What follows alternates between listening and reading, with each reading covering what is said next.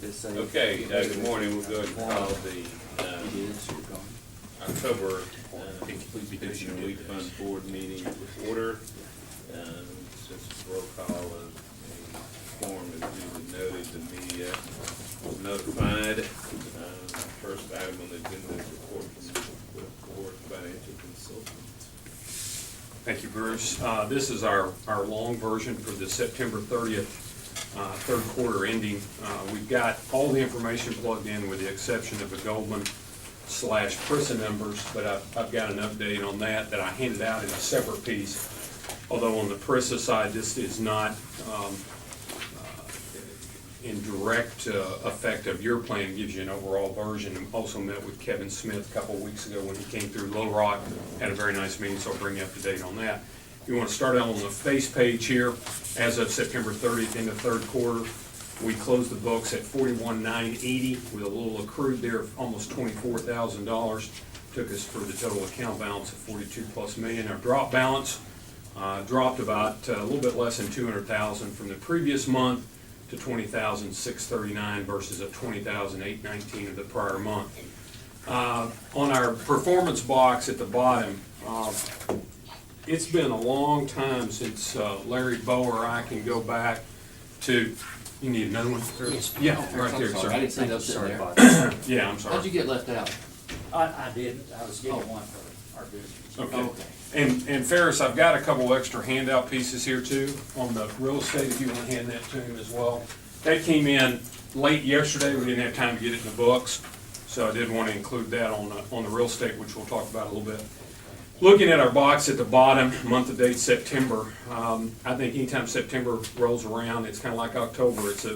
It's a worrisome month for people in our business, but we had an extremely good month. If you look down at the index comparison in that first column there, shaded slightly in gray, the S&P was up 258, the Wilshire up 259, the Dow Jones up 265. To give you an idea, since 1950 on average, the month of September has been the worst month of a 12-month period since 1950. On average, it loses around 60 basis points during that period of time. So you can kind of see why we always get a little worried about September.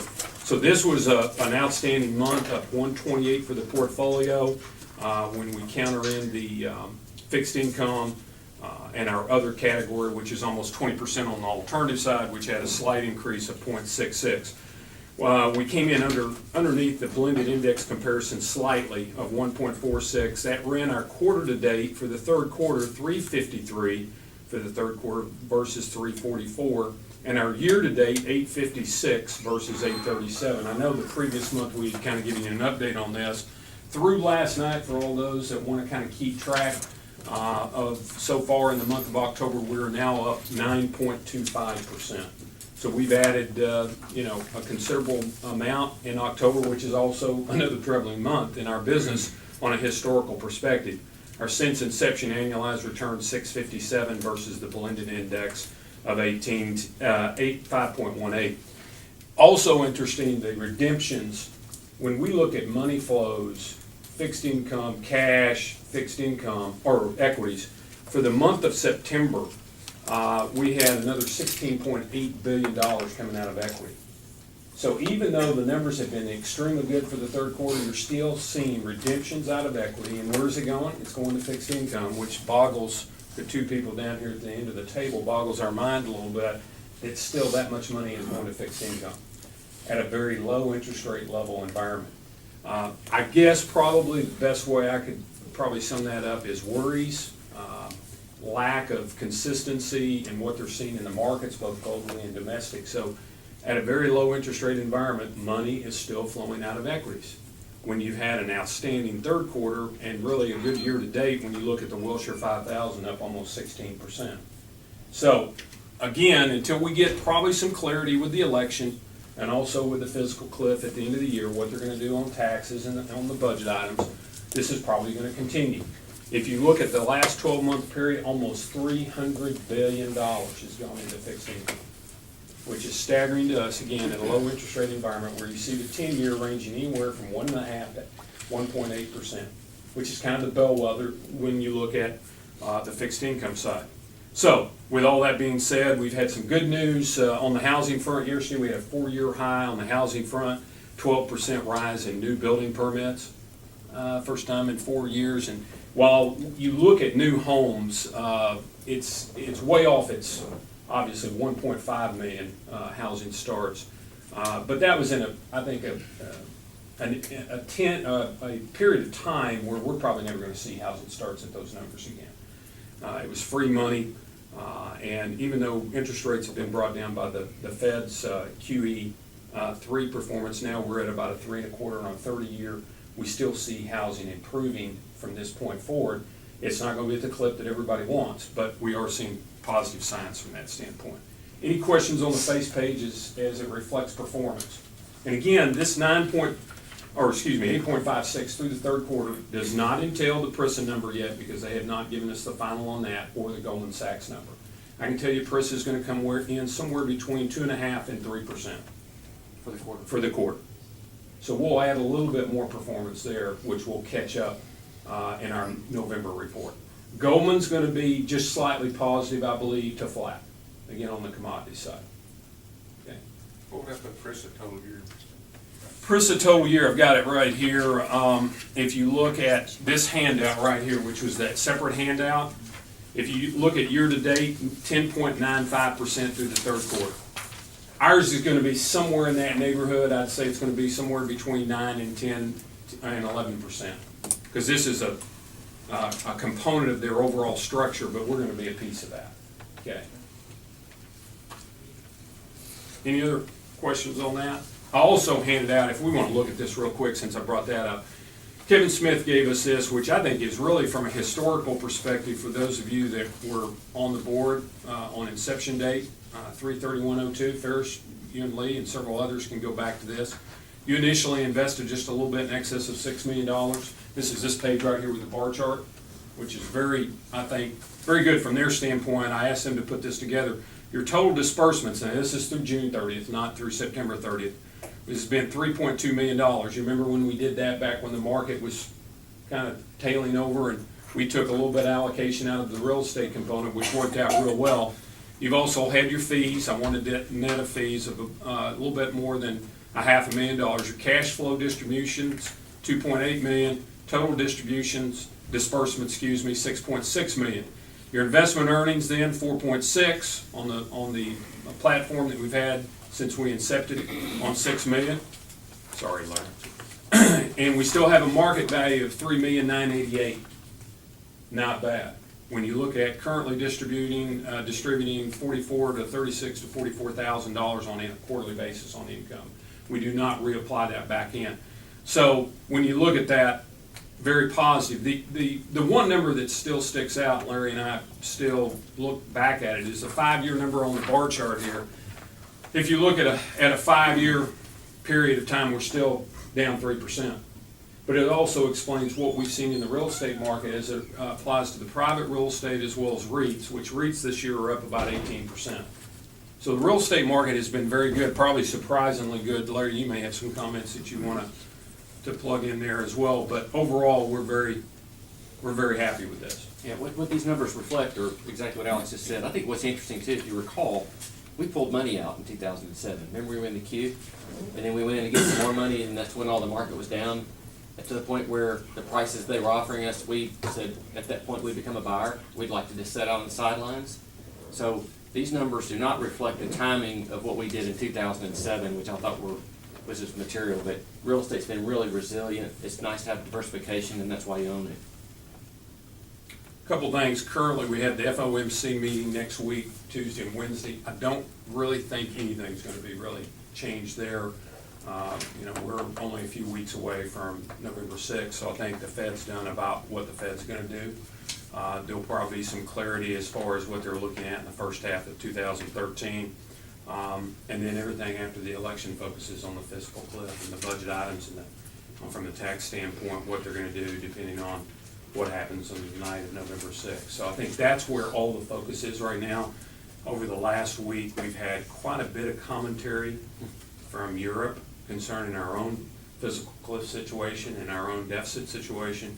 I think both of us expect something to be ratcheted out before that 12th hour. I don't know that it'll be very surprising. I think they're gonna kick the can down the road, and then address it in 2013, 2014. But I think there will be a compromise and there will be a conclusion. I don't think it'll take us right up to the Armageddon line that we probably saw the last time. Let's turn over to the last page on tab number 1. This is your pie chart. Remains fairly, pretty much the same as last month. I was just on that last point, don't you think that goes, your last comment about something getting worked out, don't you think that happens no matter what happens on the 6th? I mean, that's sort of what I'm picking up. Yes. No matter what happens, Yes. something's gonna be worked out, and I also think they are gonna kick the can down a little bit. Yeah, some people are calling it, instead of a cliff, they're calling it a step down. Yeah, I saw that analysis. I mean, it's just, Yeah. but the term makes you feel better. Right? I think regardless, you're right, Bruce, regardless of what happens that night, they're gonna come to a conclusion. It's probably not gonna be the conclusion that we all want at that point in time, but I think it's probably the one aspect that's gonna be applied to get it down the road, and then we'll start trying to pick those pieces together. And we'll just wait and see. One thing you can That's kinda what assume is they've done. tax rates are going up. Yeah. Okay, no matter who sits in the Oval Office, tax rates are going higher. They've got to make up for the shortfall for the deficit. It's just, there's no way to continue at the pace that we're going now. And we're really enjoying a low interest rate environment. If you had interest rates at 5 or 10%, we'd be in a position where all we could do is just pay back the interest. That's why China owning our debt and what Europe says about us, I mean, the fact that the global marketplace is starting to focus on us because we're not, I think is really material. We think 2013, depending on how they handle these issues, there's going to be a challenge. But I'll tell you, not to sound negative here, but nobody in this room, on this end of the table, would have thought we'd be close to 10% by year end either. So there are things that happen in the marketplace that are certainly positive between the revenues that are being generated, the earnings that are being generated, low interest rate environment, Alex's report on real estate. And there are a number of strong points in the market that suggest that this economy is starting to gain momentum. If we just get past a couple of our political, because really this fiscal issue, it is an economic issue, but it's a lot about politics. On that, Larry, can I ask you, do you think, with a $16 trillion debt, you mentioned increasing taxes to help pay down the debt. Yes, sir. Realistically, the ability to raise taxes to that level, do you think that's really practical? And I guess my biggest question is, do you think they'll start using quantitative easing more or inflating the economy? The Fed's come out and said that if the economy starts to starts to improve, we're going to pull back quantitative easing. Right? So we're going to let the economy try to take off on its own. Not to get into politics or taxes, but there really needs to be probably a different tax structure for the 1%. And it can't be at 17% when everybody else is paying 30 or 40% on a marginal tax basis for W-2 income. So I think that's the most material decision you'll see.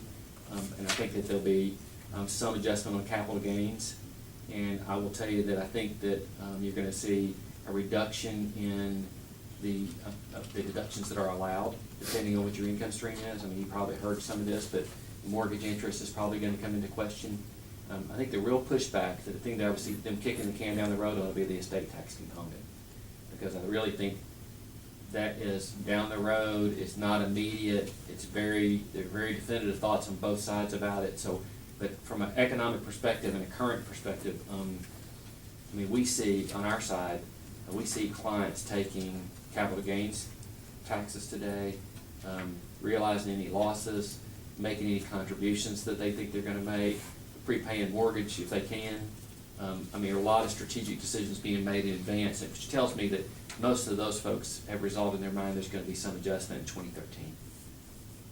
Now, Ferris, the question you might ask that I don't know the answer to is it sufficient? It depends on what happens in the market and how many of these people make those decisions, and do they really push it as far as they are capable of pushing it? And is it a step down versus a cliff?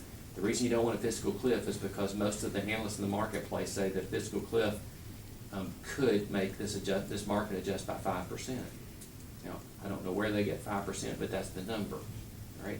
And it's really, I don't think it's anybody's intentions in DC to make the market drop off 5%. So why let politics get in the way of economics? If you really have to go somewhere, transition in an orderly manner, not come to a deadline and then boom, make a decision. Yes, sir. The last page before tab number 1 is our pie chart. Remains pretty much what it was last month when we looked at this. We're still tilted growth over value.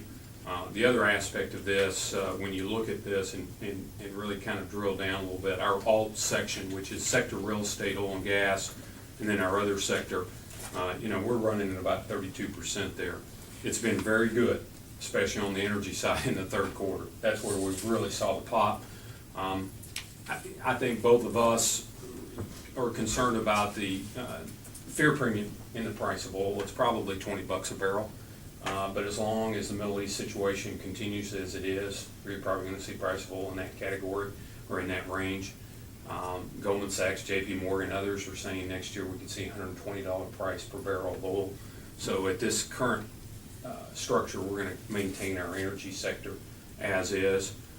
The real estate, the REIT section, up about 17–18%. And then as I mentioned, with PRISA, the Goldman, and Capital Point on our other sector, it's been helpful in the volatile times. We probably underperformed the domestic market because I don't think anybody projected the domestic equity market being as strong as it has been this year, and we still have, I hate to count my chickens yet, but we still have a couple months to go. So we could have some volatile issues there. International-wise, our managers have done a great job. International has come back since continental Europe has had some calming. We did have a report on China's GDP, whether you believe it or not, 7.4% for the third quarter. I tend to think that's probably elevated a little bit more than what it actually is, but that's kind of how they run their numbers over there. It's still not maintaining that 10 to 11% that they have to have for employment means, but it was surprisingly higher than what most people had projected in China.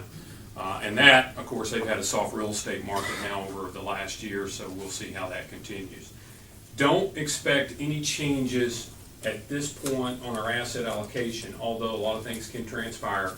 We're at 43% domestic international equity. It's about where we've been, 43 to 45% now for the last 9 months. We thought about taking a little money off the table, but September continued to show favorable results. 62% of the S&P earnings have come out for the third quarter, and they beat estimates. That's a lot better than what was projected. Already 10% of those companies have projected to improve their earnings for the next quarter, which is also better than projected. So third quarter earnings hadn't been as bad as what most people really thought they would be going into the reporting period of time. Any questions on the asset allocation chart? I've got a question on the portfolio summary. Mm-hmm. Yes, sir. On the very front. If the evaluation process for the formula to decide how much each fund gets per year was to stop today, would it be like at this year-to-date number at 8.37 is what each one of the retirement funds would receive? Is there any way to know that? Say that again. Yeah, I'm not sure. I'm looking at the year-to-date on 8.37. Right. That's the blend. That's the blend. Our actual return is Overall. 8.56. Yeah. Overall. That's Yeah. correct. All right. So the fund setting at 8.37, possibility of getting at the end of the year at Yes, least. sir, that's correct. Okay. That's correct. So when Alex said a moment ago, a lot of money is moving out of equities into bonds, because a lot of hedge funds think, we've had a great year, I'm taking my risk off. So I'm gonna move from equities to bonds because we've had a good year. We've exceeded the rate of return that we had forecasted. We've got a lot of things in front of us over the next 90 days that are impending. I'd rather just reduce my risk exposure, so that's what you see happening. Okay. But I gotta tell you, like Alex said, everybody thought that in September too. And had you been out of the market, you would've missed one heck of a month. And so that's why you can't get whipsawed by the emotional aspect of it. You have to maintain the integrity of your investment structure and then make slight adjustments around the edges based on information you have. Thank you. I just finished a little study on just the 10-year treasury as it applies to just the bellwether position that most things are priced off of. If you bought the 10-year treasury a couple weeks ago at a 165 to 170 range, and let's say we had a fear situation in the Middle East or continental Europe, and you saw interest rates on the 10-year go to 125, you gain about 3.6%, okay? But if you went to 2.5% on the 10-year, which is justifiably could happen. It's been there. It's been there, and that's really where it was projected to be at the end of this year. If you went to 2.5%, you'd lose 8% on that 10-year treasury. So what we're saying is, we've pretty much, we bled out about everything we can get in the treasury market. It doesn't make a lot of sense to buy treasuries right now at this current level, or corporates, because there's more probably application to the upper side than the lower side as far as where interest rates are gonna go. So when you look at a pension plan, which primarily is fixed income, how are you gonna make up that shortfall if interest rates suddenly start going up? Well, you gotta rely on the alternative side, which we have, but you've also gotta rely heavily on the equity market. And we know what the equity market's done over the last 5 years. We're just now kind of back into the positive territory on an annualized basis. So there's a lot of pressure on the domestic equity market. It's gonna be very important on earnings and what happens on the tax aspect for small business and large corporations going forward. I just want to make sure we understood, you said correctly, that is the rate of return for this account excluding PRISA, which we think is going to improve it somewhat. And that is not an annualized number, that's for up through 9/30. That's Year to date. Year to Right date. now. Okay. And I was just want to kind of get an idea of where it stands at this point before it does end, and then the formula falls in for dispersal to each one of the separate retirement funds. For drop example, funds, drop. whatever it is, the drop. Yeah. Yeah, so. I was just kind of get an idea of exactly where it's at now, Yes, sir. and it's at 8.37, not including PRISA, Yes, sir. just for everybody to kind of know. So if you took 2% off of that, that's at 637, Mhm. right? That would be adjusted down some for fees, right? Yes, this is gross. It is gross. This is gross. And there'd be additional to that because of PRISA. We don't know how much That's yet, correct. but. Yeah, Okay. but what do you mean, sorry, Oh, that's good. Alex, what do you think the number is? For PRISA, I mean, what we got, how much we got in PRISA right now? you'll probably raise it about 30, 40 basis points. That's right, that's right. If you What is take 30 or it, 40 basis? Oh, it's- What's on a that? little less than a half third of a percent. percent. Okay, Third to 0.5%. so another 8.5 then. Yes, sir. Okay. All right, thank you. Yes, sir. Behind tab number 1, you're gonna find the performance and index comparison. Only one change on here as we go forward. In the top section, obviously, is our fixed income, both active and passive. You see BlackRock, PIMCO, JP Morgan, Goldman Sachs, extremely good numbers year to date. Those numbers have slightly improved since the end of September, although I think that'll probably ratchet back. We've seen the 10-year now bump up to 180 this morning. But when you look at BlackRock low duration, PIMCO low duration, I mean, we're at a 4 and a 5 level on a 1 to 3 year fixed income component. Very good. Probably twice what we would have expected at the first of the year. JP Morgan Core Bond Fund, a little disappointing there, although they've kept their average maturity and duration a little bit shorter. Goldman Sachs Strategic Income, which has actually been kind of a drain on us when we first started, is up 11% now year to date from a 10 handle there at the end of September. And PIMCO Real Return, PIMCO Total Return, up 8 and 9 respectively. Bill Gross came out a week and a half ago about the U.S. debt situation. And he feels like bondholders are going to be burnt to a crisp, or his exact words, those people that are still putting money in fixed income securities, because the application of interest rates going to start heading up over the next couple of years, and people think that it's a safe haven, and it's not. You can lose just as much money in a bond fund as you can in an equity fund. So we're starting, he called it the ring of fire from a standpoint of what's going on in the fixed income market, and it is surprising that still a lot of money is generated in that, and we'll see when that starts turning. On the other category, as I've already talked about with Goldman and the PRISA and Capital Point, we'll have those numbers next month. Large cap blend all the way down through small cap growth. Very happy with our performances on our managers at this point in time, with the exception of our large cap value, which we only have 1.7%. We do have a gain, Federated Strategic Value Dividend Fund, you can see there under large cap value. We're now up about 9.8%, but versus the index trailing by about 6%. We're going to switch that fund from the Federated Fund to the iShare equivalent, which is IWD. I think we'll get better performance. We're going to lower our costs there. We put some money back into large cap value, and we wanted more of a, I'd say, a defensive fund, and it's more of a dividend-oriented fund, but we've trailed a little bit in performance, so we're gonna switch that over. We'll keep the allocation the same, 1.7%. We will not increase that at this current time. Mid-cap value all the way down to small-cap growth. We're pleased with our managers. They've done a good job. Haven't had any flare-ups, no changes in management. They've kept their international exposure to somewhat of a minimum, which is something we always look at because we don't want them investing internationally if we're buying them for a domestic manager. Our sector, oil and gas and REIT, main gate now is up almost 10% from an 859 here reported. Our Vanguard REIT fund is up right at 16%. It's been a good investment as we've added to that, roughly about 4% now. And we still have 4 MLP carryovers. For the most part, they've done well. Williams Pipeline is off about 8% year to date, which Bo and Larry and I will be looking at. We may consolidate that back up into the main gate fund, but it's up triple digits since we bought it, so I'm not too disappointed from the standpoint of the long-term aspect. International, 2 international funds up 17 now in Colombia, and Vanguard Emerging Markets up about 12. It'll be interesting to see what happens there with China's release of their GDP over the next couple months. We kept our allocation international at 4.5. I don't see us increasing that at this point in time. We'll probably keep that fairly current until 2013 and then take a closer look. So from a manager standpoint, only one change, and we're pleased with how they've done this year so far through the third quarter.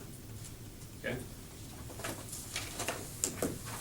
The rest of the report goes into the fact sheets on the specific funds. I'm not going to go through each one of those. We've talked about pressing again. As soon as we get that number, obviously we'll reconcile it with Sarah in the office here, as well as the Goldman number, and we hope to have that applied in our November report. One update on our group down in Houston. I told you there was a company that they thought they were going to sell. They did indeed sell it. We had been told initially we were going to have a large liquidity event. There is some liquidity coming to us. Apparently they financed a portion of the sale, so that's going to come in the form of a note with interest that's at a really attractive rate. So a little bit different, a little bit of a slight variation from what we told you.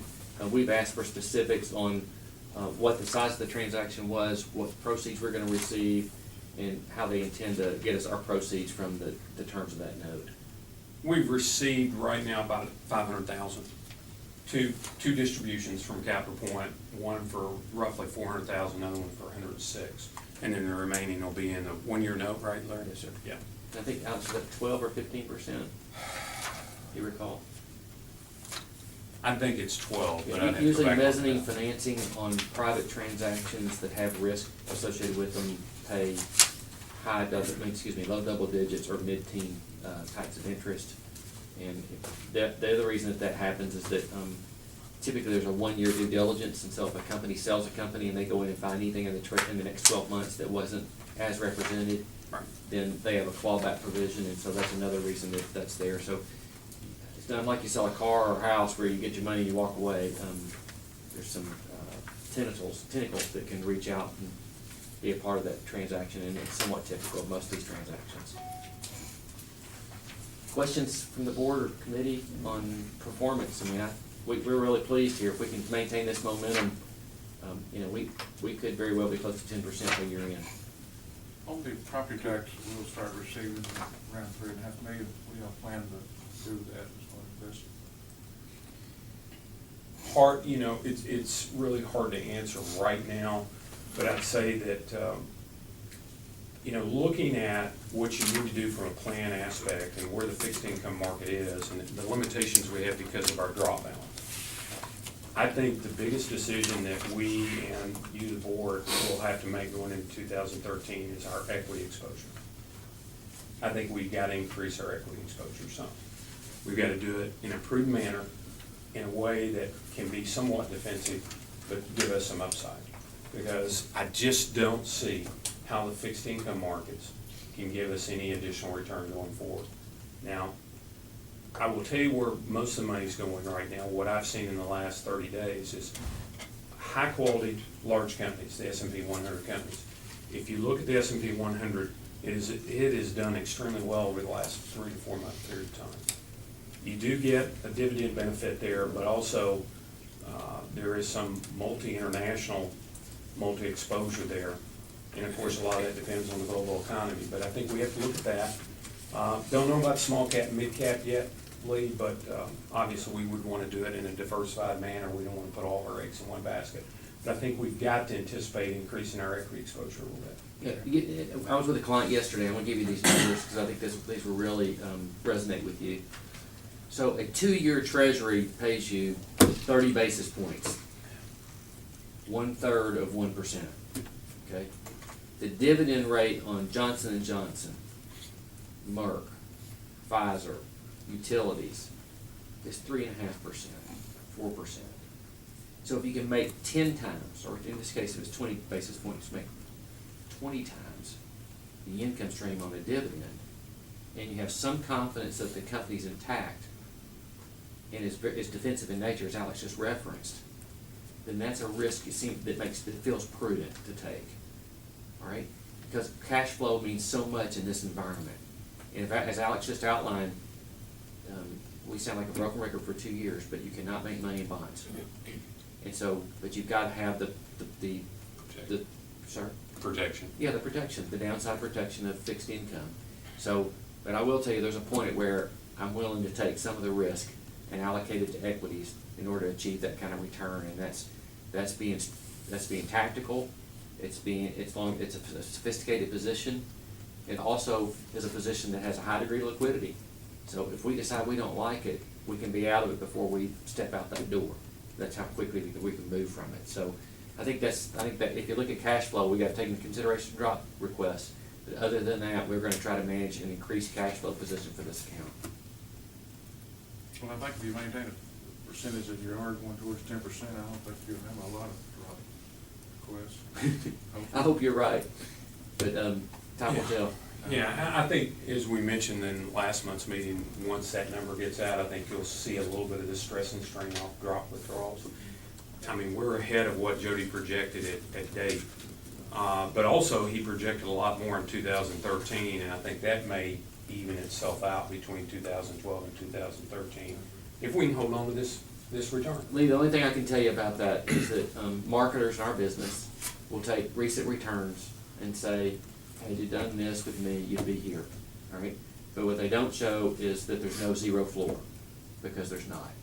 And that's the variable that kind of gets overlooked by marketing representatives and for a sophisticated or unsophisticated investor, they might not see it on the outset. So as long as they weigh those two, I have to agree with you. If I thought I could get a 7 or 8 or plus return and have that zero floor, I really think this is a really attractive investment option from a person that's approaching retirement. Or is in retirement, excuse me. Thanks for having us today. Any other Thank you. questions? Thank you. Yes, sir. Do y'all need anything for Sarah? Yeah, thank you. Yeah.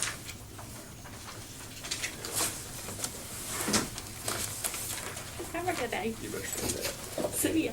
See ya.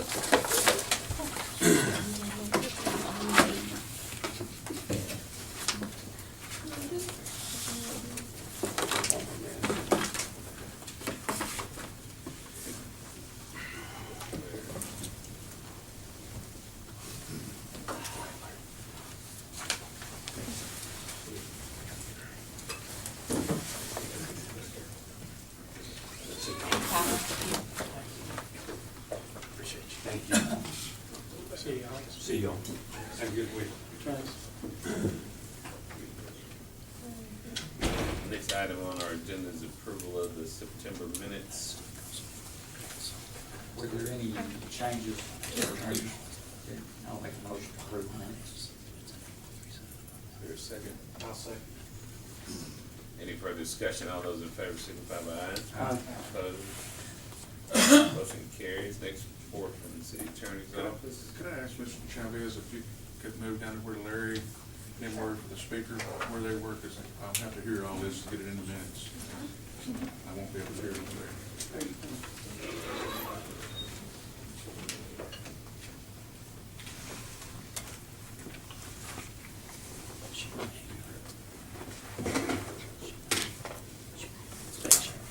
Is one down or is one down? Yeah. Two.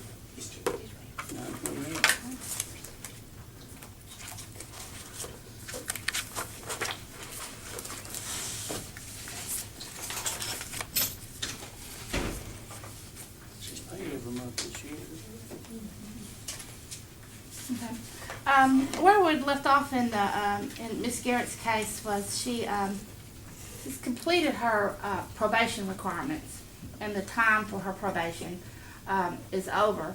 So I was in contact with the probation officer to see, do we actually have any remedy through the court anymore, since they technically don't have jurisdiction over her since she's no longer under probation. And she wasn't sure about that, and she was supposed to be talking to the judge and getting back with me, but I haven't heard anything back yet. So I don't have an answer to that on what remedies we have through the court. We do have a civil judgment against her, and the civil judgments are good for 10 years and then can be renewed for another 10 years. So at this point, we just need to make sure, and we have that one. I think next year is when it re-ups, I think. We need to make sure we keep that, you continue to file the judgment, to keep that in place. And then that would be, if she doesn't make payments, she would, your remedy would be go through a civil process, you know. But honestly, from my review of the information I had about her in the initial investigation, I don't really think she has any assets that are probably going to be sufficient to cover her debt. So what you're probably just looking at is hope she continues to make her payments, because the reality that, you know, the old expression, getting blood out of a turnip, you may not really have anything to pursue. She did own some land in Saline County, I believe, but then maybe she lives in an apartment in North Little Rock, so I'm not sure what happened to that property. So that would be the only thing that the judgment would have attached to. Possibly she could still own it, because nothing would happen unless she tried to sell the land or something. But that would be probably the only asset that's out there that this that the board could pursue to get any payments out of her. And I don't even know that that land is there. It wasn't valued at much. It had a mobile home on it, a lot with a mobile home on it. And that was back when the case was initially being investigated. So at this point, although I think she's making her payments, and we went back and sort of traced it, and what was determined that she 3 payments behind total I think through it's the year, 4. 4 through the years. And you know, of course, it's up to the board how you guys want to handle it. But I would say when you're dealing with a situation like this with someone that has limited assets, you just hope they continue making those payments. And since there's not really any assets that I can identify at this point, other than possibly that land, I don't know that it would be worth this board's money to try to pursue against that. Would it be easy to discover whether or not she owns that land or not? Yeah, you should be able to just check the real estate records in Saline County.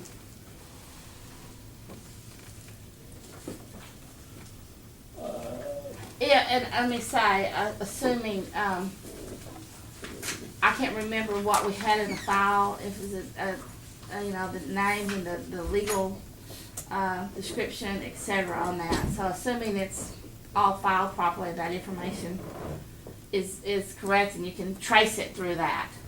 I'm not going to say I'm by any means an expert in finding assets, you know, filed. But we can do that. We But it can should try be to able see to, if she right, owns that right, land. right. We should be able to find that out. Well, I kind of think it's necessary to do that. If you'll give me the information, I'll go on Okay, the okay, I'll do that. courthouse and check it out. Okay. Saline County? May be able to access it online in Alaska. I believe it was a private investigator maybe that had covered it the first time. We got one right here. Okay. I'll get that information to you. Okay, the next issue, are you ready for me to move on to the Anderson Quadro? Okay. It looks, we have an issue, the Quadro that we have in place does not have any language in it to determine what happens to the payments that are being made to the alternate payee upon the alternate payee's death. Seems like an opinion was received from Kutat LLP, and their opinion determined that based on the language of the Quadro and the the rules that were in place at the time it was adopted by the board in 1997, that the benefits would not revert back to the participant. So upon receiving that opinion from the attorneys, Sarah Linehan and I had a conference call with them, and through that conference call it was determined that this board could adopt a policy or procedure to follow, to handle these reversions, and how we would handle reversions when the quadro remained silent on those. The final opinion on that came, let's see, or the final information, let's see, is in, if I can find it here.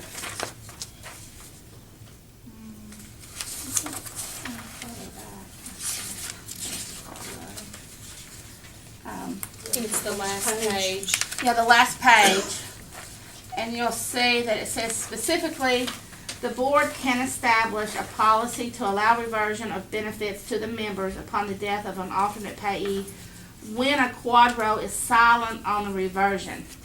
So I think under this opinion, if the quadro, the court order, is in place and it does not say what happens when the alternate payee passes away, then the board can have a policy, and we treat all quadros that have that deficiency. We treat them all the same.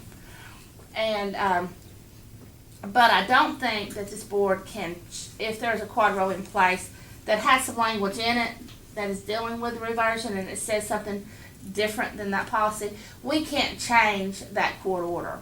And we can't treat that one consistent with our policy if it's different than what our policy. So for instance, we have a quadro in place and it says that the payments shall not revert, then any rule that this board has adopted would not be applicable to that quadro. Mr. Bailey, just kind of back up some.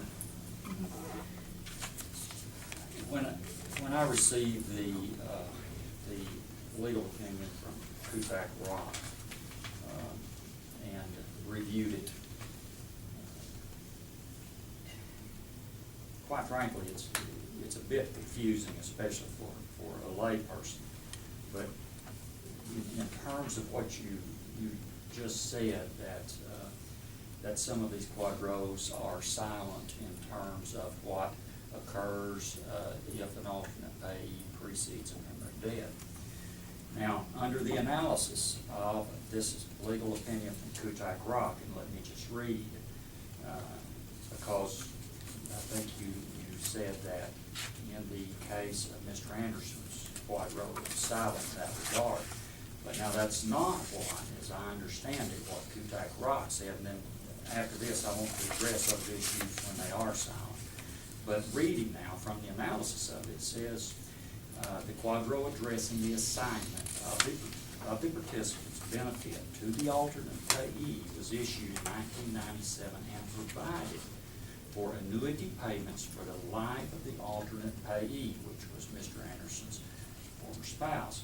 Quadro, continuing with that quadro section 4A. In addition, the quadro provided that the alternate payee's benefit will revert to the participant if the alternate payee dies prior to receipt of full benefit. So it doesn't seem, at least, and I have not been privy to read the quadro, but it doesn't seem from the opinion of Kutak Rock that it was silent in that regard. Rather, it seems from, I think, the legal opinion that it has to do with the terminology that was used as an annuity payment. I think. Now, you're the legal person. No, I think when it's talking about the section in the quadro that's talking about upon the receipt of benefits, that is referring to if the alternate payee passed away before the participant retired, so there was never any receipt of benefits under the plan. but under the opinion from Kutat Rock was that, you know, that she hadn't started receiving benefits. She has been receiving benefits for several years. So that was talking about, you know, the initial receipt of benefits. Because these quadros are entered into and sometimes filed with the court, you know, 10 years before someone actually retires. So that section that he's referring to in that is referring to that situation. Well, and I don't want to belabor that, because maybe it doesn't matter, but it does specifically say quadro section 4A, and it is in regard to this quadro. And it says specifically what I just read. Right. The alternate pay benefit will revert to participant. Right. But let me just, look, when it became mandated that we accept quadros, which has been over 15 years ago now, Lee and I were both on board at that time, we worked with legal counsel, and it wasn't a short work. It was a very long work that initially spread out over months. And then in addition to that, every qualified domestic relation order that's in that pension office had to be approved by this board of trustees, okay? Now, when we set up, when the work began on these quadros, okay, quadro simply, the way it was explained to us, is prior to, and I think it was federal law, that provided for qualified domestic relation orders, a member's pension could not be separated, period, at all, to anyone under any circumstances. So I guess as a result of court cases and everything, and you know, federal law mandating that we have to accept these and come up with them, we developed a model quadro working through Ed Adcock, and it, again, was a lengthy process. And this board, in adopting that model quadro, was specifically of the opinion that the policy and practice of this board was for each and every instance in every quadro that was set up based on the model quadro that was subsequently approved by this board, that it would in each and every instance revert back to the member when the alternate payee preceded the member in death. Now, the reason for it is because, once again, the member, every member of this fund worked down, and when they worked for the City of Little Rock Police Department, they contributed every 2 weeks to this pension fund. Over a series of years, they became vested in this pension fund, legally vested a legal right to that pension, theirs, for the remainder of their lives. Now, you know, subsequently, divorce occurred, and the court mandated that a portion of that member's pension would go to her, okay? But now, or him. But keep in mind, and under current law, if there is an alternate payee, each and every time the member passes away first, what happens? The alternate payee's monthly pension stops. Why? Because it was predicated on the member vesting. So for a quadro, for anything to happen to that member's portion that's currently going to the alternate payee upon her death is just inherently wrong, and is totally contrary to the established intended purpose and practice of this board in approving every one of these quadros. So, I have a motion, and my motion is to approve the resolution that was passed out, and for the purpose of the record, I will read this over. Now, this is certainly intended, and I think the way it's worded will reaffirm the fact that our intended policy and practice is not being altered with this. It's simply reaffirming what we've thought we've already done while working through our attorney. And it will, and I don't know, and I'll ask the chair or you, madam, if we need to handle the situation with Mr. Anderson separately to go back and retroactively pick him up and so forth. But anyway, reading from the resolution for the record, it is a resolution of the Little Rock Police Pension and Relief Fund, a resolution to adopt a policy for interpreting qualified domestic relation orders when the alternate payee predeceases the participant and for other purposes. Whereas the Little Rock Police Pension Relief Fund is currently making distributions in compliance with court-approved qualified domestic relation orders quadros that in some cases do not provide for the disposition of alternate payees' payments upon the death of alternate payee.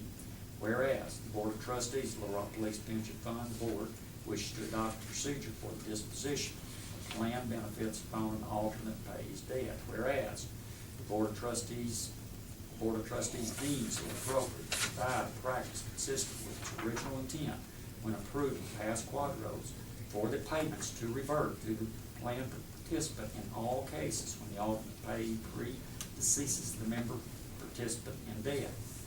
Now therefore be it resolved by the Little Rock Police Pension Board of Trustees of the City of Little Rock, Arkansas, Section 1, upon an alternate payee's death, the monthly payment previously assigned to the alternate payee under quadro shall revert to the participant.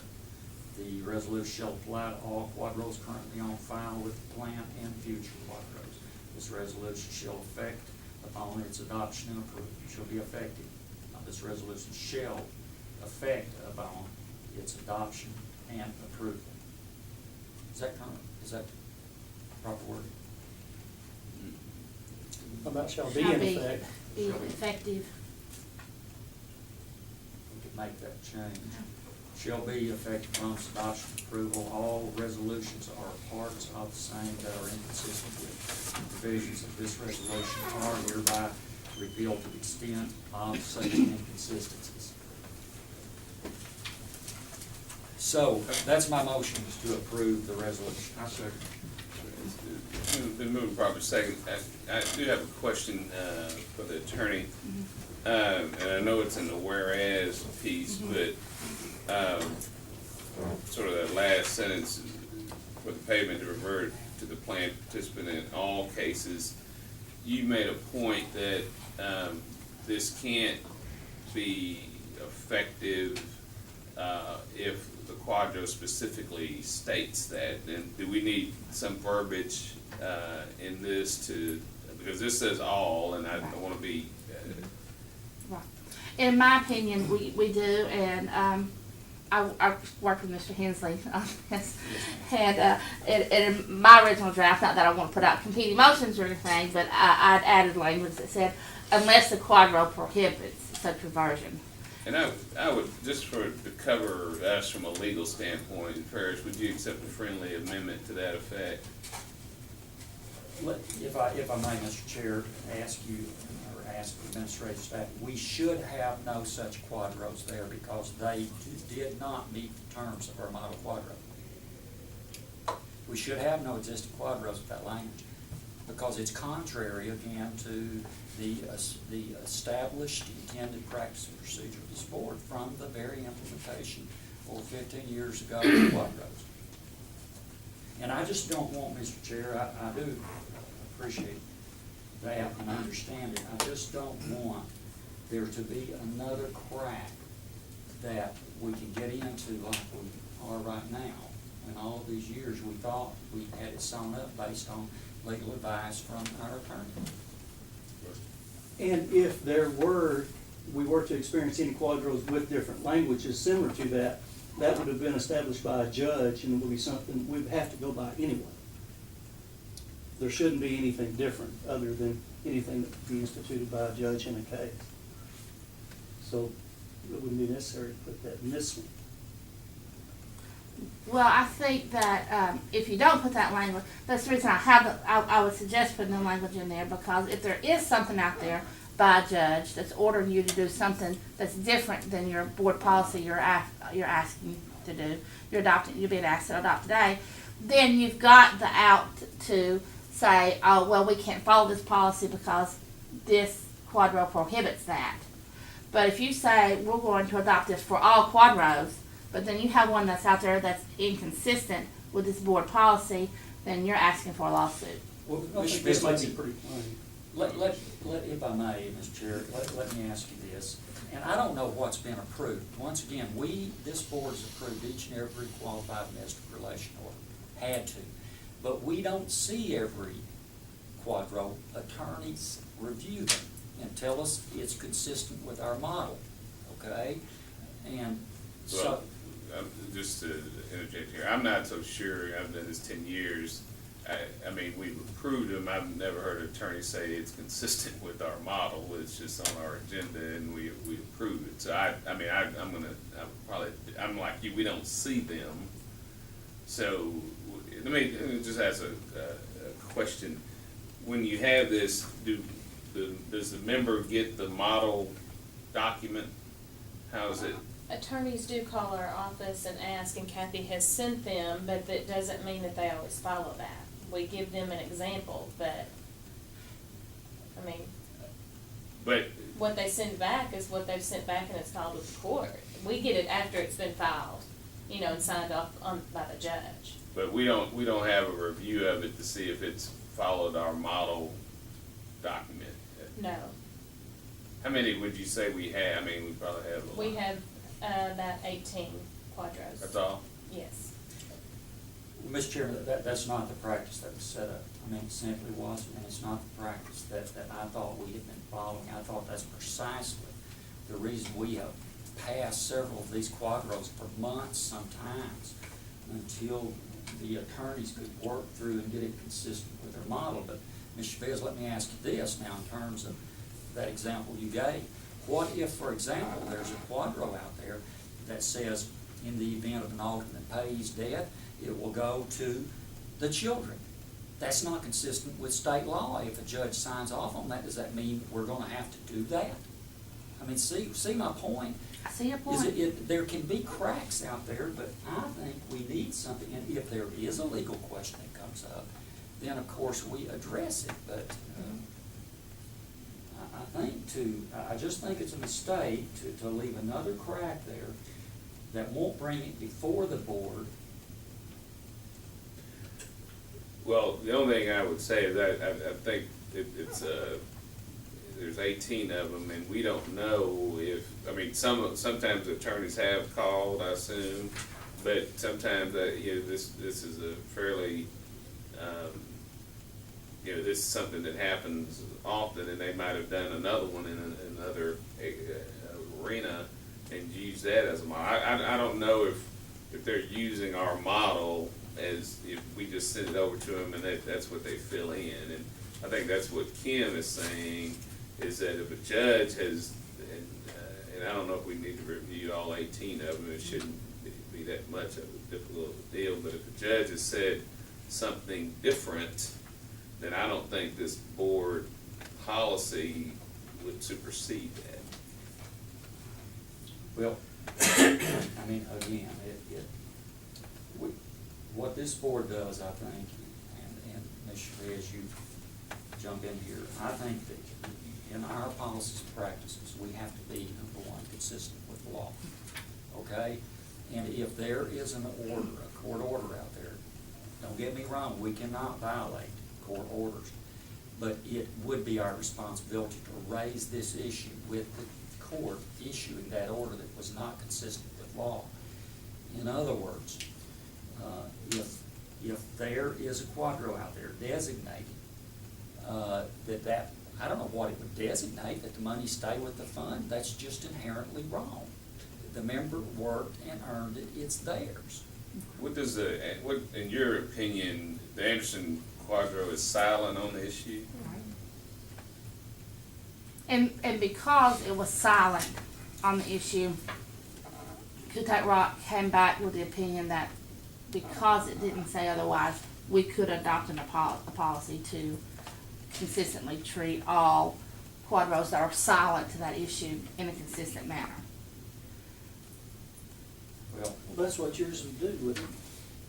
You kind of establish a guideline that you use in all of them. well, it would, and the fact that it was silent, again, I hadn't seen it, but it's very interesting to me what his quadro section 4A said, because in this legal opinion that we have paid, I'm sure, a lot of money for, it specifically says that it provides that it would go to the member. Now, whether it does or not, as far as I'm concerned, doesn't matter, and I've got a motion to remedy that. Resolution.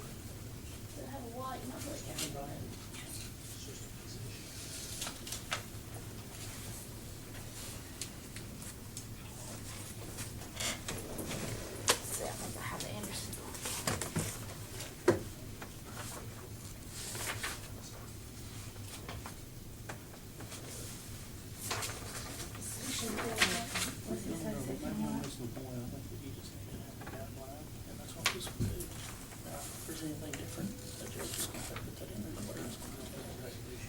Section 4A. Practice. It's not 4A, who's on the 4B. Yeah, but I mean, but what's ready to do is court order, if this is not. Is that the quadro? Yeah, I'm trying to find the language he's referring to. Let's go ahead and do it. We need, it's never been established. See if it's not one of these two. And the only reason it was fair, the judge did. Put it in Fair, there. Ferris, it's my understanding that the law fee We're not arguing. is consistent with our resolution, is that correct? Well, it is, it's something else too, yes, Kevin, it's something else too, This is not gonna happen. that, Is it And alternative? even if it does, we can't do anything about it other than. that they mentioned, Mr. Chairman, in the legal opinion, was, they mentioned that in 1 year later, in 1998, I think it was, that not Lockheed, but the PRB, Pension Review Board, changed their board rule to mandate this very thing, okay? And it's my understanding that the PRB didn't do that to say all of them quadros from this point forward. I mean, on the PRB, it was to clarify the issue that that's the only thing that can happen. And that's the way all of their past quadros as well as future will be handled. But the opinion didn't delineate it like that. So, Kim, just reading section 4B, it says limitations of this order. If the alternate pay dies prior to receipt of benefits under this order, the entire amount that may be due to the alternative payee reverts to the participating member. Mhm. That seems to me pretty clear. But she didn't die prior, is that not?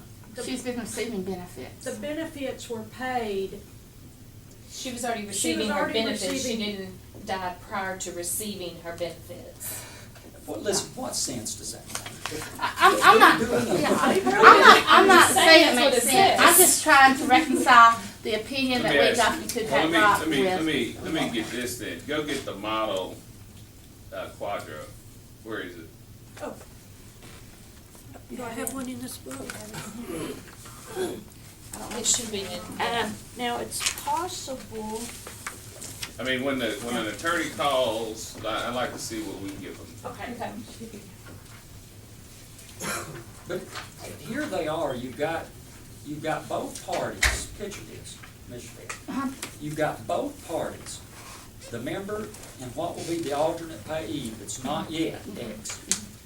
And they're working together on all of this. And what is approved after the divorce, it means before the divorce? That makes no sense. I'll just say my defense. I mean, I'm not This talking is not about you, my this is not opinion. your This opinion. is not my opinion. That's right. And I'm just trying to guide you guys in the direction of the opinion that you received from Kutak Rock, which said that initially they said that she doesn't receive the benefits, it doesn't revert, or he doesn't. That was initially the opinion. With a subsequent conversation with them, and I think a little more explanation about the situation we were in, then we received the opinion from them that this board could adopt a policy to allow that reversion if the quadro is silent on that issue.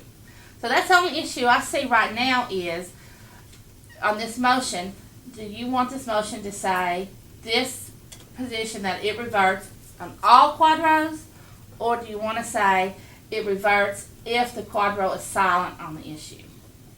And I'm just saying, and the only reason I'm saying you add that language is because that was the opinion of Kutak Rock, was that if it's silent on the issue, then this board can adopt a policy, directing the benefits to return. I'm taking that next leap that if it's not solid on the issue, then this board would need to follow the quadro that's been adopted by the court, approved by the court, and subsequently adopted by this board. What Ferris is saying is that state law wouldn't prohibit it any other way except go back to alternate member. Well, Yeah. under this opinion, but for the fact that this board can adopt a policy to change it, as it stands right now, it would not revert back. It Yeah. just, it stays in the plan. Let me ask you, if we got a quadro that said the ex-wife passed away and she had $1,000 and her quadro wished to pass it on to her grandchildren, we supposed to honor that?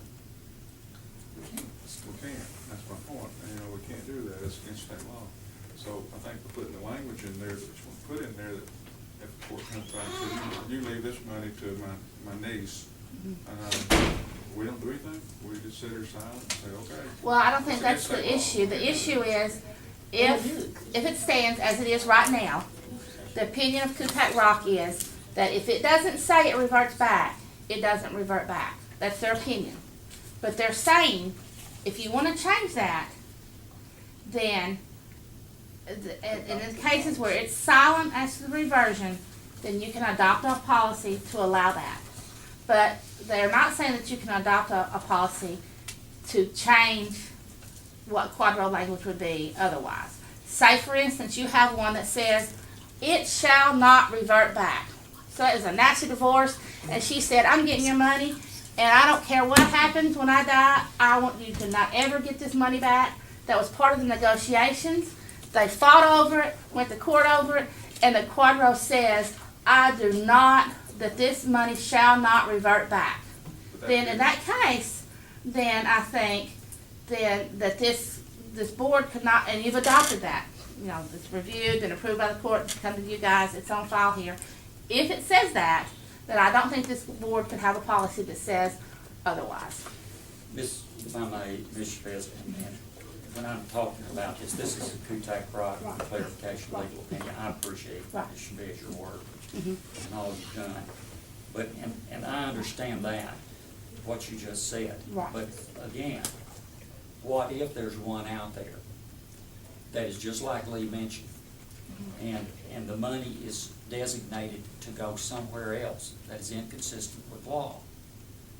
Then are we supposed to just, look, to me, you do it in a simple, upfront fashion.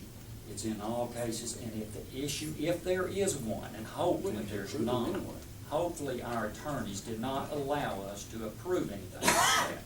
But if there is, then, and an issue's brought forward, it will be resolved at that time. But we have to have, in my humble opinion, a policy and practice that is consistent with what we established from day one of the intent, and what Lee Harrod, has gone around and told all of these people who ask us. And that's my motion, and that's, that's the way I think we need to proceed with it. My opinion.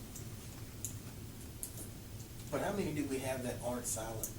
Do we have any? I don't know. I have not reviewed that. We'll How have to often take would you think we get those? one by one. I don't, And I'm not for sure that they do state, but I would suggest, why aren't they approved before they go to the judge then? Isn't that how lot fee handles theirs? That's the way we supposed to have been handling ours, Dave. I've never heard that. But again, you refer to how many do we have silent? Kutak Rock says that Mr. Anderson's was silent, and it's not. We just pulled it and looked at it. Look, this legal opinion is problematic for a number of reasons, and I'm not going to belabor the board by going over Board Rule 33. He's totally off on it. I was on the board. I was on the PRB. I know what they were doing. Okay, there's a motion and a second. Is there any further discussion? All those in favor of the motion signify by aye. Opposed? Motion passes. Mr. Chairman, does that motion, and let me follow up, if I may, with another motion, and that is to for the administrative office to include this resolution in our procedure, policy and procedure manual for this board. And it is a resolution that will need to be signed by all of the members. And then, let me make that motion, if I may. I second. It's moved and properly second. All those any further discussion? All those in favor signify by aye. Opposed? And my third motion, if I may, sir, if I need a motion, the chair can let me know, is a motion to go back, pick Mr. Anderson's retroactive payments back to the effective date Of her death. the alternate pays passing. Okay. That motion. That is a motion. I'll second. Second. Any further discussion? All those in favor signify by aye. Aye. Opposed? Would it be feasible to have all the quadros that we vote on from now on be more, I would, yes. And I'm glad you mentioned that. And I forwarded this to all of the board members and some others, and that was an email that was, like I said, immediately when I received Kutak Rock's legal opinion. That afternoon I called David Clark, Executive Director of Lofty, as well as PRB, and of course, when he asked me to respond by email, which he did, and I forwarded it to all of you all. And that's in the packet as well. Yes, and he did suggest that we strongly suggest that we began using the Lofty model quadro and not accept anything other than that. So that is something, I suppose, Mr. Chairman, that we need to, I guess, look at doing. Yeah, because Kathy reminded me, we voted in 07. Dover Dixon had drafted a model quadro.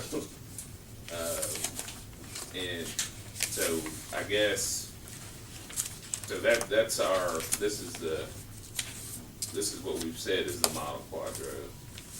And I don't know how it's different from the lot fee. It may not be, it may be exactly the same as Lofty, but I do know that Dover Dixon worked with Lofty, to some extent. concerning that. well, what I was kind of talking about is we approved those quadros in these meetings.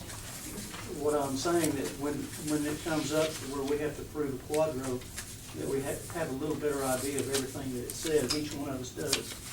In the meetings before we approve it, we know what it says, exactly. Where in the past, it's been, as a quadro, we automatically know in our heads and everything else what it is, and what it means and what it entails, but if we have more specifics on it, exactly what it says, each time we approve one, then we'll know, everybody will know. Okay.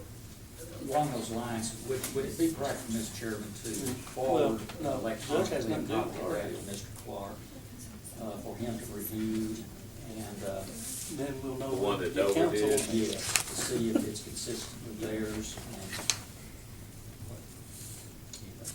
Yeah, I guess Ken could do that. I don't know, if he strongly urged us to adopt theirs, maybe we ought to have her look at that, look at it from that approach. Yeah, and I will say, I did just take a quick look at lot fees, and, in the most part, I didn't really see any big issues, but I think that it, some of the language in it is, based on rules and procedures that we don't necessarily have, or I haven't confirmed that we've adopted for this board. They're based on rules that have been adopted for the lot fee board, and in some cases, those are a little different between the two plans. So I do think before you adopt the lot fee plan, it does need to be reviewed to make sure that it does work for how our plan operates. And I can look at this model, but none of the plans that I've seen really have good language on dealing with drop funds and the division of those, the separation of those. This talks about the monthly benefits. Well, this but one talks about is drop a lot, Let's the see. one from Dover, it's Okay. pretty unique. It's Okay. that one.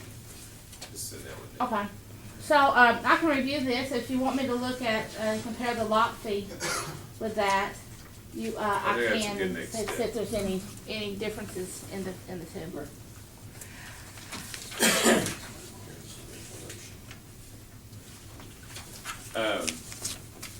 Anything else? Mr. Chairman, could I direct a question? Kim, could you clarify any board rule that LOPFI would have or that PRB would have? Does it have the force of law? In other words, can a court issue an order that is not compliant with that rule? And if they did so, would that override that pension plan's set of rules or not? I think, if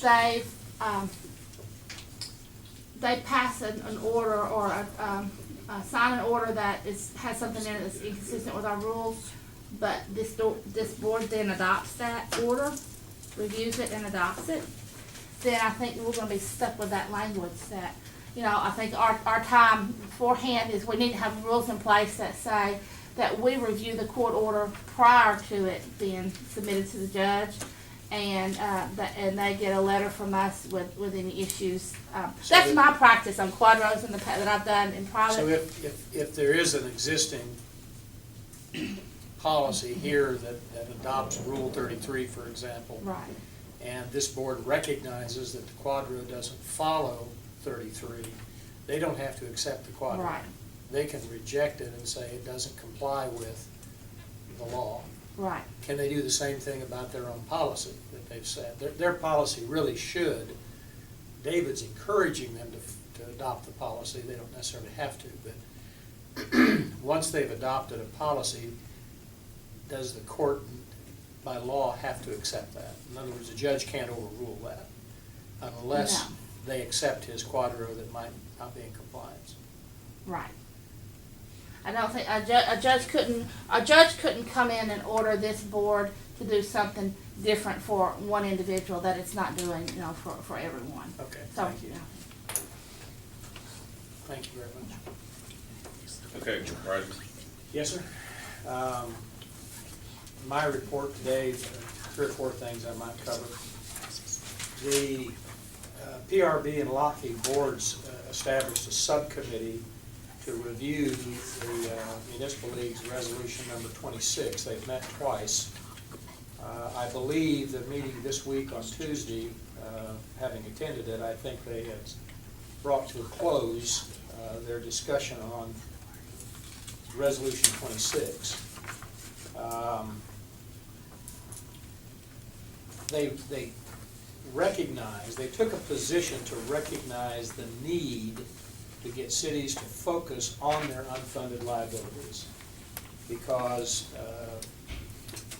one of the members, who's a city manager from Hope, I think made a point that she feels an awful lot of communities aren't even looking at their unfunded liability, they're ignoring it, and that's not a good practice, and they really, really need to become focused on their unfunded liabilities and how they intend to deal with it, as opposed to ignoring the problem. The subcommittee did recognize the need to support the 1 mil, the ability to collect the full 1 mil tax. And in some cases, some cities, because of a rollback in their millage due to changes in assessment, have now put cities in a position where they're collecting less than 1 mil. And I don't think that's the case here in Little Rock. But that is a problem, and they wanted to recognize that they supported the idea of making certain that communities are collecting their full 1 mil. They also took a position that they did not wish to interfere with or take any position supporting changes in benefits to LOPFI or the funding of LOPFI or the board makeup of any of the PRB or the LOPFI boards. So they took a position not to go there, basically. And also they took a position to support amendment number 2. It was pointed out that amendment 2, which would give the cities a tool to use if the voters approve it in November, to be able to bond their pension debt and pay it off in a more uniform way, as a fixed cost as opposed to kind of like an arm mortgage. That isn't getting a lot of play. The league indicated that they are encouraging cities to support it. I don't know that they are. I know in my case, my community, there hasn't been any word from the city taking a position, a resolution or anything else to support Amendment 2. But Amendment 2 is not getting a lot of play. Well, is Amendment 2, when does that have to be voted? November.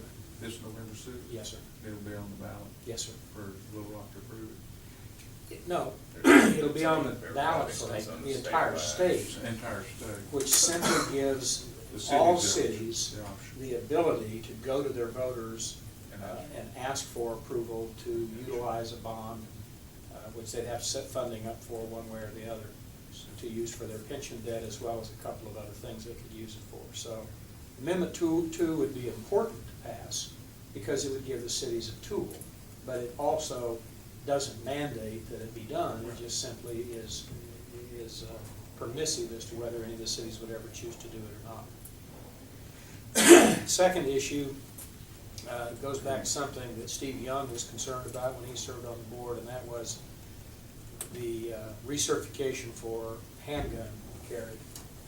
And I got a call this week from governor's staff indicating that the Law Enforcement Standards Board is going to change the rules on qualifying with a handgun to reduce the distance to the target to a minimum. Not just for retirees, but for everybody. And individual cities will have the option, individual departments will have the option for their active officers to set whatever kind of a standard they choose to based on what's appropriate for a SWAT team or other officers. So, When will they do that? they will actually approve that change in rules at their next meeting, which is probably in November, and then it will go to Legislative Council for approval, which probably would happen in December. So once Legislative Council approves the rule change, it's approved. Will they approve a different range for retirees and different actives? They're gonna change the whole thing down to where it's a minimum for everybody, regardless of whether you're retirees or not. So retiree, and I wanted to say it's 15 yards, but I think it's less than that. There's 3 or 4 different positions, including 1 yard. And at 1 yard, you only have to just hit the target, just hit it. You have to hit the point you got. I guess. I mean, a blind man might be able to hit it at 1 yard, but anyway, that was important to Mr. Young, and they are taking action. We've asked them to do that. They chose to do it as a rule change instead of doing it legislatively, which was very acceptable. And they're very sympathetic to the need to make a change. So that has happened. I've already covered Amendment 2. I don't know what you all want to do as a board, whether the city board is going to take a position to encourage voters to support that or not. But it is something that the league says they're pushing. Lastly, upcoming elections and the upcoming legislative session. 3 weeks away, less than 3 weeks, we'll know the outcome of elections as far as the legislature in Arkansas is concerned.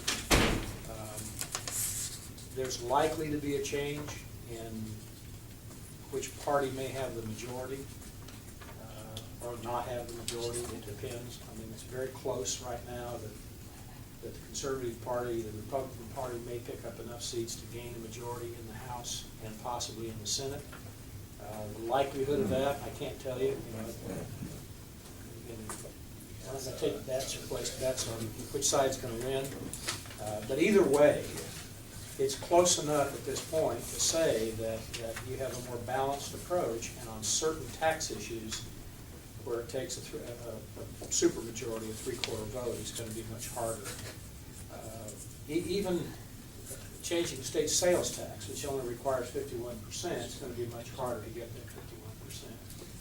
So this more conservative approach is going to have an impact one way or the other. When it comes to pension benefits, some of these conservatives have already taken a preconceived position on pensions, saying that they think defined contribution plans are superior as opposed to a defined benefit plan, meaning 401ks. There really can't be a wholesale change to that overnight. It wouldn't be practical, and it would be cumbersome to suddenly change direction.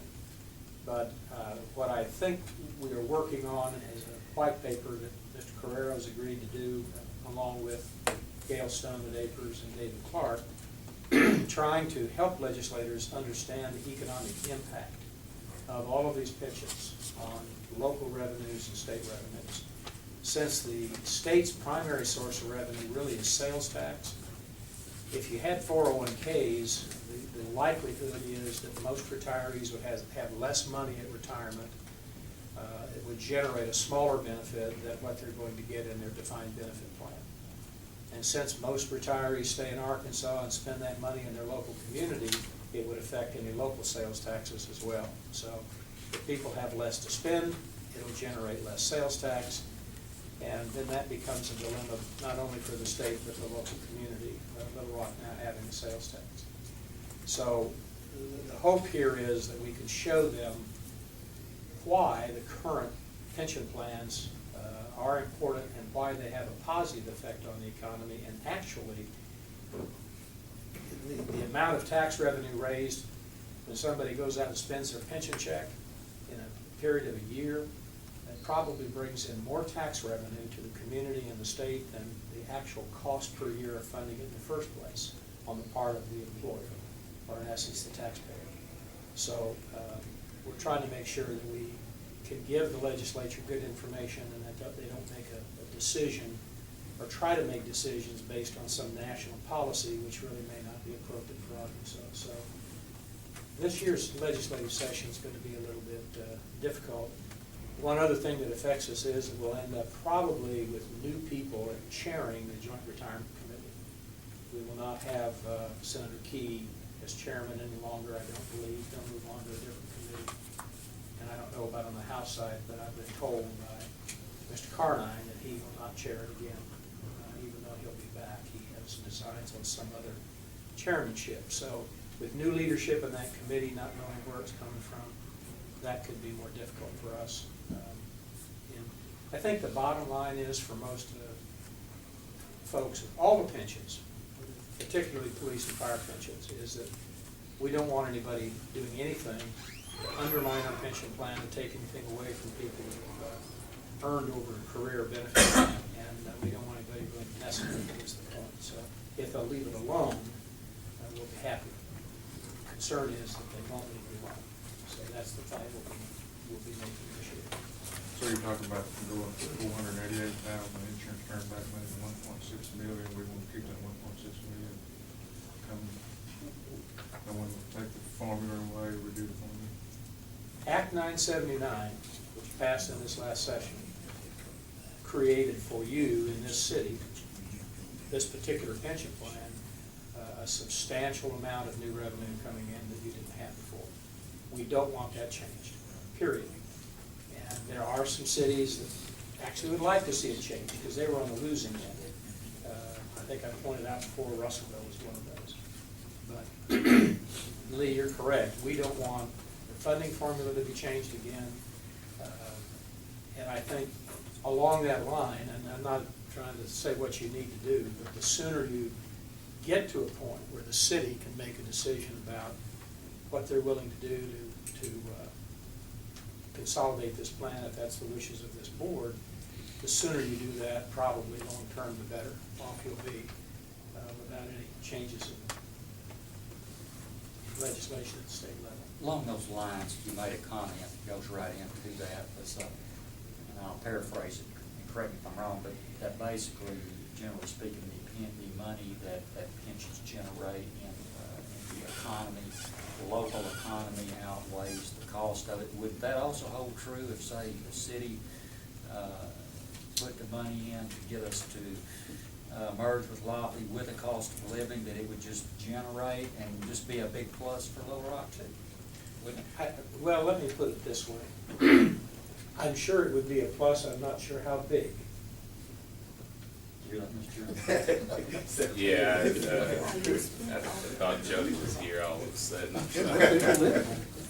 Anyway, I do have one other question for Kim, if I might. And I'm not trying to go back to the quadro, but from a legislative point of view, if you have an opinion that there is something that needs to be cleaned up here, that we have Ferris likes to use the word crack, if there's a crack someplace that needs to be closed. Think about that a little bit, and we can always offer a piece of legislation to tighten that up if you think it's important for us to do so.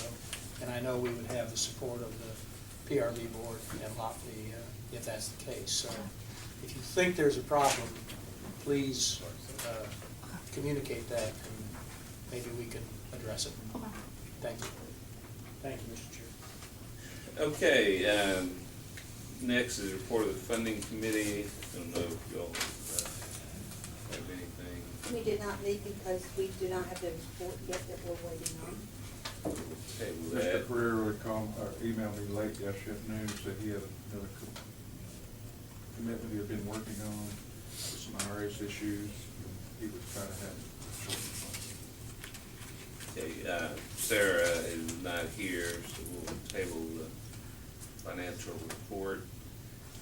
Discussion of the website, Wait. James? Let's see. I'm doing Kathy, do you have something? Yes, I passed out the summary sheet. We just need to approve the removal of Miss Birdie Haynes. Make a motion. It's a single sheet. Make a motion to approve Ms. Birdie Haynes from the pension rolls, great death, September 29th, 2012, monthly amount, $1,173.64. Second. Moved properly second, all those, any further discussion? All those in favor signify by aye. Aye. Opposed? Carries. Okay, Stan. Website is going pretty good. We're approaching 14,000 hits. Ms. John has been kind enough to give us some information that we need to get on the website concerning the employees' health benefits. So hopefully there'll be some great news, some great changes coming up pretty soon. One of the things that I saw on there that really stood out to me was the possibility of getting free colonoscopies. You know, that's gonna, I think a lot of members would really, really benefit from that. We're also gonna look into possibly getting some more information on some health and wellness issues, some things that could help us as far as physicals. I think there's a possibility of maybe getting free physicals, maybe through this, is that right, Ms. Jones? So we're gonna be getting that information out to all the members on the website. Okay, next item is health insurance. On item A, I noticed some of you all have the memo that I sent out to the board on Monday. I don't know if everybody They've all got got it. it. And you might have noticed on the tobacco deal, I basically say that I'm gonna sort of discontinue that. Let me tell you, out of 2,300 people, I've had 12 people that have signed an affidavit saying that they use tobacco. So it's just not working. You know, it was I think it was well intentioned, but it's just not working. And I've known this for quite some time, and I didn't want to. You know, you're supposed to basically sign an affidavit, basically saying, you know, and I've never, we've never been the kind of the cop and policed it, and so what we are doing, the city board on Monday or Tuesday did extend our insurance with Qual Choice, and part of that recommendation is that we're going to use 2013 as a major transition year. That basically says, starting in 2014, if you do not participate in the city's wellness program, and I left it broad to say wellness, because one year we might want to focus on diabetes, one year we might want to focus on hypertension, but we'll do the data mining and see where, you know, our problems are. And also in that reporting, you can see the models that we've done at Baptist with you all and with your colleagues at the fire department, and you know, it really it helped. I mean, and these are mandatory types of things that the chiefs you know, mandated, and you know, we were able to.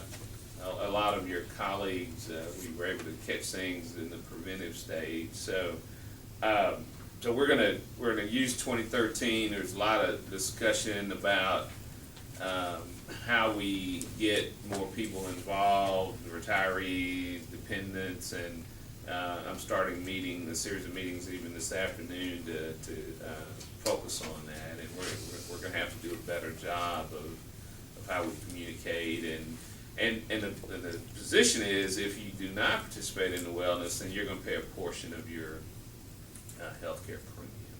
So. On the tobacco issue, of course, I've been on the health task force, I guess, from day one since you appointed me. And every year, I've asked for the tobacco discount for the retirees, and I've been turned down by H&R, and just couldn't afford it. But I asked how this works, and it's like you said, they just have to sign a piece of paper saying they have to use it. It's been kind of a joke for them, I would say. They knew about it, that it's been abused, and I made a recommendation every year to have their family physician sign off on that non-tobacco, that discount. The physicians saying they're not using tobacco and be included in their annual physical, and I've been turned down every year. If That's that because was we the- didn't mandate annual physicals, Dudley. There wasn't But I know- anything that. To and I- get, to but- get it though, I mean, they had to go get a physical and have it with the doctor sign off. That was my point. And I've been turned down every year. We knew it was being used, and H&R knew it was being used, and I think if that was managed fairly, it would be a good asset to the active members, retired members, and the city of Little Rock as far as lowering health costs. But that's your decision to call, but I just wanted to say that. Let you know that. But again, and remember, I kept the wellness piece broad, because one year might be focusing on smoking cessation, and if that's the case, then, we would have more of there's some tricky issues with First Amendment issues about mandating people going to the doctor or even getting a physical. There's certain religions that, don't believe in going to the doctor, and I've got some employees that are members of those religions. So, I think somebody even brought it up Tuesday, and those whole First Amendment issues are tricky in that case. But I'm going to be sensitive to those issues, but we had a bad year from just an experience standpoint. We had 10 cases that made up about 25% of our cost, but the last 2 to 3 years we've had good years, and I think the wellness piece was a part of that, and so forth. But that said, I know that's something you really focused hard on. I'm letting you know I'm really going away from that and going to focus on more of a holistic approach. Another question I'd like to ask you. This was sent to me by the Arkansas State Police yesterday, and they have 12 different programs for retirees on different health insurance issues.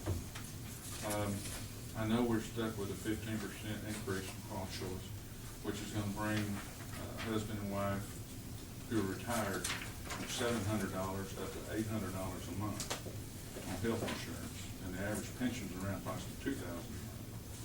That $800 a month is after taxes, so it's going to roughly take about 50% of the average pension just for the retirees to have health insurance.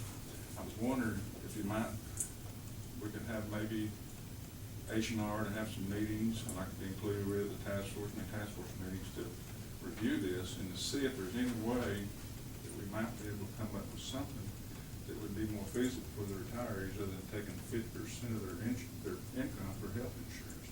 And I would wish you could establish a committee to look into this, because the 15% is already, we're already hung with that. But we're not hung with changing that up some. Yeah, I actually meet with Don and our representatives today, so I'll pass this along to him and ask him to give me look at it and give me their thoughts. Okay. I think looking at that, Bruce, one thing was a husband and wife, both spouses are elderly. But then you have some that have families. Well, if we could have a 3-stage where you have just the retiree, but then you have a retiree with a spouse that is not childbearing age, and then you have a family plan where you have 3 areas instead of 2. And I think y'all know this, I increase the city's participation to 75% of your insurance, retiree insurance a few years ago. And, so I know you all know that we have tried to help, and I know what you're asking is, any more we can do, and I understand that. But that was for family, but that was for. That's for employee only, yeah. right, and, right. And I know you pay 100% for active employees, 75% retirement. Mr. Chairman, do you think it's advantageous for the city as well as employees and retirees who participate in it to allow organizations that really it's questionable even if they are affiliated in any way with Little such as Simon, Pulaski County, we're looking at that list, to participate in our plan? I see where there's 14, is this the right amount, 14? Right, and it's really 13, I think south of Maine, they don't even have any employees now, that last one. We are part of, the only Pulaski County one, I believe, is the solid waste district. Solid waste, yes. And, we're part of that district, Little Rock is. And, the question was asked, last Tuesday, our total population, is 3,900, when you include everybody. Obviously we're the majority of that, and I think even that chart shows the number of employees. I think the airport's the next biggest, and, there's two schools of thought on this. One is by increasing your population, you're able to spread your cost. The second school of thought is, if I just took those top 10 cases and said, okay, which agencies did they come from? This year, it just happened to be that there were some outside agencies that really led to that increase. But I can tell you in the past, I had 3 employees on transplant list in 1 year. So it does sort of average. So that year, we really drove the cost for everybody else. So I look at it, and I actually thought about this the other day. I inherited all those. I haven't really added anybody. I mean, all of those were inherited. Prior city manager. Right. But that said, that the issue of being able to spread your costs, because the outside agencies picked up their portion of the, and plus they pay a small admin fee that we use, and this didn't come out, but that's what we use to put on the health fair and these other things, other wellness programs that we do throughout the year. But I understand there was 10 people that ran up 25% cost of the total health insurance. 10 cases. 10 cases, yeah, 10 cases. And I see on the sheet here, I said Little Rock Convention and Visitors Bureau, 111 people on our city health insurance plan. I see First T on here. I see, the Oakland Cemetery on here. Well, that's Arkansas Arts Center on here. Arkansas Museum Discovery's on here. Quite a few people. I mean, it is, 10 cases run up 25% of total cost, and we're up to a 15% increase on health insurance. I think there needs to be some work looked at it. And I know you didn't do this. This was inherited by another city manager. I know who that person is, but I won't mention his name. But do you see my point? The year that we had 3 people on the transplant list, the next year all those outside agencies helped spread that cost too. I mean, so that was a pretty significant increase that we had, and this was probably 5 years ago. But the fact that we had 3,900 people instead of 2,200, that helped. Instead of a big expense to the city, we were able to spread that. So it's we had a bad year, and it's not 10 people, it was 10 cases. And I also understand, on task force, that you can go out and buy you a cheaper plan, and then if you get sick, it's not terrible, you can wait to enroll in the city plan, and the city starts picking up that program. Are you talking about dependent coverage? I'm talking about dependent coverage, yes. Because And the all members- employees are on our plan. Right, they have And- they have an annual date to sign up, but if the family goes out here and wants to get a real cheap policy on a family member, then they find out that family member has some serious problems. They wait till next enrollment date and enroll it, and we're home with that. But you only have, I think we only have one enrollment time. And that's true, that's one enrollment time. Yeah. Yeah. And, but Lee, that's more about changes in healthcare where the whole pre-existing Condition. condition, that's gone away. I mean, that's just not unique to Little Rock. I mean, so that's not, that, I mean, it's that you're true, you're accurate, but that's more of the healthcare reform and not the city's policy. We don't have any choice with the new Healthcare Act. Another point I wanna make it, I'm on the task force like I had from day one, and we met October the 8th for 1 hour. That's the only meeting we ever had for the whole year, and we were told that an hour is all we had because another HR member who was in charge had another meeting to make, so we had to leave, accept the 15% increase without asking very many questions. I think it's pretty sad that, with this type of increase, 15%, and we should have been meeting monthly, every month. And Yeah, that's my point of coming back to meeting with this. I think we need to meet more and start right now with it. And I'll say two things about that. One, I agree, and because I'm using this year as a transition year, or 2013, I'm gonna really use that task force to help me kind of talk about how best to do that. So you all will be meeting more. I didn't realize you only met once. I apologize for that. But I put the group together to be really the group that focuses on healthcare, and I'll address that this afternoon too. And partly, I'm gonna have to give, what was the final decision? It wasn't quarterly, but no more than, less than quarterly, updates to the board. So I will be using that group, yes.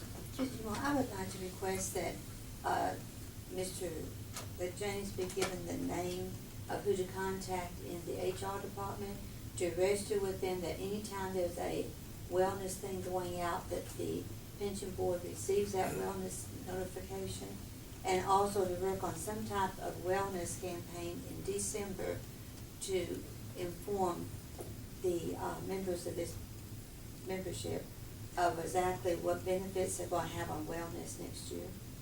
Yeah, and we'll do that. Kathy, you might find out, it's probably Melinda, our nurse, that sends most of that out, but we'll get you a contact. Yes, sir. We would like to have it every month when you report, to have the wellness update. Yes, ma'am. We can do that. Okay. What, item B, is that part of this, Lee? I think I'm being Yeah, on. okay. Well, I mean, it was included with the state police. Right, I don't that's know. what we're gonna look at as We're far gonna as. look at the state police. So if these tables, that what the deal is. Right. Any comments from members of the fund? Welcome. Thank you. Thank you for having me here. Sorry we interrupted you, this information on my part caused that, You but did. it's, I'm glad to see a well-organized board operating here, I feel good about it. I think it did. Mr. Chairman, that right there, Before we get resolved. this is my past lieutenant in jail, used to come in and work Christmas when I had kids, so I could get off. Yeah, you might, I know you know these guys, would y'all mind introducing yourselves just so I can? I'm Walter, son of Simpson, I retired from LRPD in July of '86. That's a lifetime, but I spent 27 years there during my time, How many years were you chief? 9 years. That's a lifetime. Chief Thomas is coming up on He hired me. But I had a wonderful bunch of people, and all of these here are among those. He was my head jailer. I bet sometimes you wanted to put him in there, didn't you? He got put in there by somebody else, and that's why he was so good with me. Yeah, That's a most different story, Your Honor. Yeah, I'm Monty Vickers. I retired from Little Rock Police Department in 1991. I know most everybody in here, and you guys do truly great work. And you hear this from all the old retired guys like me who are out there just leaving everything up to you guys. And you do God's work. we appreciate it. And the chief is still abusing me the same as he did. You know this is televised. I'm Larry Dunnington, I retired in '98, and I worked with most of them. I have a nice story for James. Is the Went statute out of to- limitation run out? Went out on a death case, and the man was apparently been here a long time, and when we rolled him over, he turned black. We had to take him out of the house. But anyway, you guys do a good job, I think. Thank you all for Thank being you. here. Is there any other business come before the board? Yes, sir, I asked if we could move in January 2013, the meeting to the second Thursday instead of the third Thursday. I have a commitment on that third Thursday that I had last year before we started changing this. I was just notified this morning that I So it's January the 10th. It's January the 10th, I believe it is, the second Thursday. Second Thursday. And I don't have any problem. Wow. We'll try to have the reports. Yeah, That was the. Try. We want the yearly stuff done by then. yeah, that won't happen, I can tell you that. That's one reason we moved it. Anything else? Me, Okay. you knew you couldn't get out. I make a move. No, it's my turn. You need Okay. what? I need, we received an in-seepers invoice this week for $250. I know several years ago, y'all had approved for us to just pay them each year, but do you still want us to pay them? I mean, nobody's going to the conferences anymore. It's up to y'all. I vote no. No. What is that? What is it? I don't, and I don't know if it's scheduling or what, but I mean, I think, y'all might disagree, but I think it's good that we keep, is it our membership? Yes. Yeah, I think it's. You wanna keep it? I do, I What think is it's it? important, I mean, Well, we're gonna- and I would like, I know It's Ferris had 60%. gone, I think, Conference, we used to police go more often officers. than we go. And I'll just guess. State pays It fair hasn't Yeah. been retirement. and Rusty, but the pinch court has to pay for the other three of us, or you, or Sarah. At one time, we had financial problems with the pension fund, and so we hadn't gone in a few years, because it costs a little bit of money to go down there, but now, now that you're off the, now that you're on emergency law field, I just think we ought to continue that'd be the next man. oh, shit. You want to vote next? I'd like to continue our membership. Okay, so go ahead and continue to pay it. I'll do that. Okay, this is just FYI, Ferris, I've already, processed payroll for this month, so I won't be able to pay Mr. Anderson, but I will catch him up in November. Okay, you'll get retroactive payments back to. Correct. Yeah, I She don't passed remember, away. but yes. And, one more, I believe I know the answer to this, but, due to the fact that one of the retirees has now gone to prison, he is still entitled to his pension. Am I correct? That's right. Okay. That was the answer I gave, but I just wanted to double check. That's right. Wow. And his wife, We've had one case before. He's got a quadro, doesn't he, on his? that's what, Yeah. yeah, Yeah. What do you get, mother? What'd you say? he ain't getting that. Okay, anything else? Is there a motion to adjourn? It helps. You- Well, he don't. Who's second? All in favor, signify by aye. That's Thank in you. the corner. Chief, between you.